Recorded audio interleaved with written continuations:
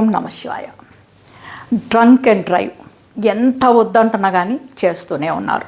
అంతేకాదు తాగినందువల్ల సెన్సెస్ పనిచేయవు కాబట్టి రూల్స్ క్రాస్ చేసి చాలా విపరీత పరిణామాలకు కారకులు అవుతున్నారు. దానివల్ల చాలా కేసుల్లో అమాయకపు ప్రాణాలు మాత్రం బలైపోతున్నాయి.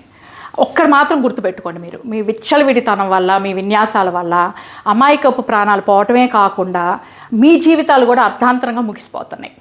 ఒకవేళ దానివల్ల మీ ప్రాణాలు పోయినాయి అనుకోండి, మీ కథ అంతటితో క్లోజ్ అయిపోతుంది, మీకేం ప్రాబ్లం ఉండదు. కానీ మిమ్మల్ని నమ్ముకొని మీకోసం బతుకుతున్న వాళ్ళు ఉంటారు కదా, వాళ్ళు తింటారు బతకాలి కాబట్టి. కానీ బతుకుతున్నంత వరకు కూడా మీరు లేని లోటు, మీరు లేరు అనే తలుచుకుంటా నరకం అనిపిస్తారు.